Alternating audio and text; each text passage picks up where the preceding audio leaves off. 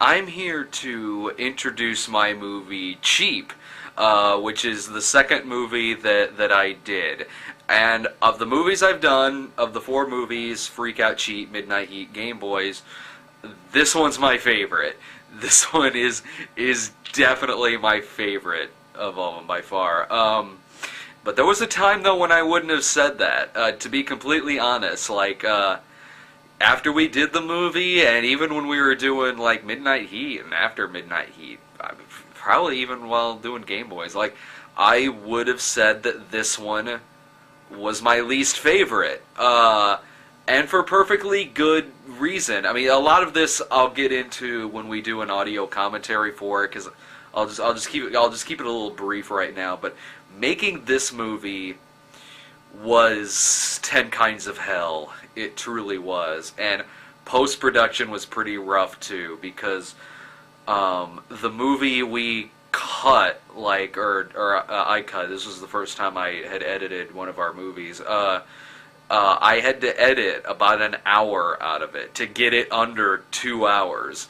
Because it was pretty long, and trying to sell a 3-hour movie about snuff films is a tough sell here in the Midwest, here in Springfield. And then when we showed it in the theater, this movie honestly didn't do that well when we showed it here. It really didn't. It had the lowest turnout by far, which we expected, because it's a movie about the porn industry and snuff films.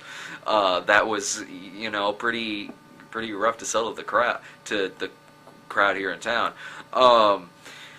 But then I would watch this movie again, and I watched it again and again with friends. I love it. I think it is so fucking weird and just bizarre. I don't know what the hell I was on when I wrote this damn thing. Seriously, this movie is all kinds of fucking sleazy, for one. Bizarre. The music cuts I love this. It has like a late 50s, early 60s style soundtrack, stuff like Angel Baby and Yes I'm Ready by Barbara Mason, stuff like that.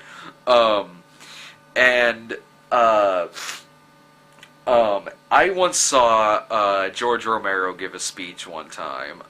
This was about 8 or 9 years ago up in Chicago. Someone in the audience asked him what of his movies was his favorite, and he said his favorite was Day of the Dead. And one of his reasonings was that he could just sit there with a big fucking cigar and a glass of scotch and just smoke all the way through the thing. Honestly, that kind of stuck with me. Since I started making my own movies, I sort of started using that. Which one of my movies would I want to sit there with a big fucking cigar and a thing of scotch, just lounging back and sitting there in the dead of night even, and just watching? Honestly, this movie is it. It truly is.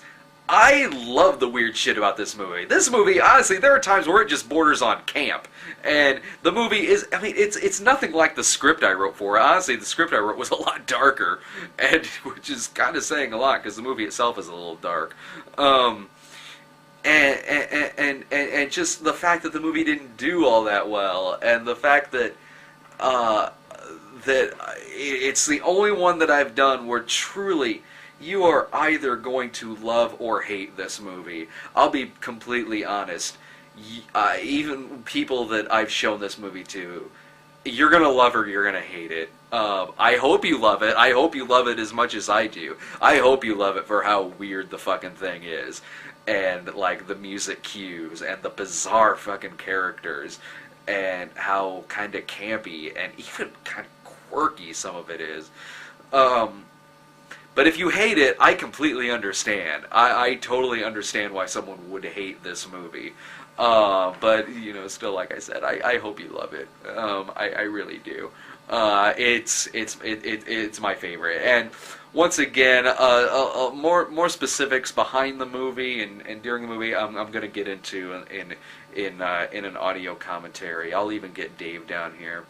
And Dave, speaking of Dave, My God, he's fucking God in this movie. Seriously, just look at his performance in this film. Dave is a genius in this flick. He is just one of the best performances in any of our movies. Just watch Dave and just embrace that performance because he is awesome.